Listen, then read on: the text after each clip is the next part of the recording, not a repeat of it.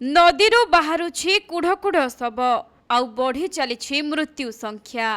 वायनाड भूस्खलन मृत्यु संख्या 250 को टपिछि। केवल चेलियार नदीरू एपर्यंत 80 रु अधिक शव मिल सारी। एबे भी 225 रु अधिक लोक निखोज रहिछन्ति। केरल वायनाड भूस्खलन घटना रे एबे भी सर्च ऑपरेशन जोरदार चलिछि। सेपटे केरल रे वर्षा थमिबार ना नेउ नाही। प्रबल वर्षा भितरे ही चलिछि माटी तळु जीवन खोजा।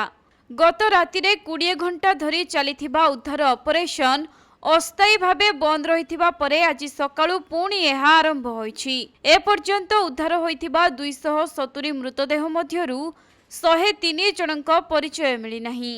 अन्यपटे 167टी मोर शरीरर व्यवच्छेद शेष होईछि।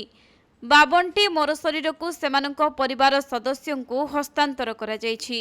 अनेक लोक माटी तले पति होई रहितिबा संदेह करा जाउथिबारु सेना अग्निशम बाहिनी एवं एनडीआरएफ उद्धार कार्य रे अहरह नियोजित रहिछन्ति।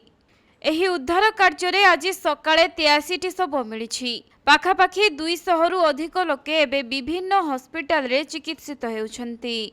सेपटे वायनाड विपर्यय पई 45टी रिलीफ शिविर खोला जायछि, जेउठारे 3000 रु अधिक लोक रहुछन्ति।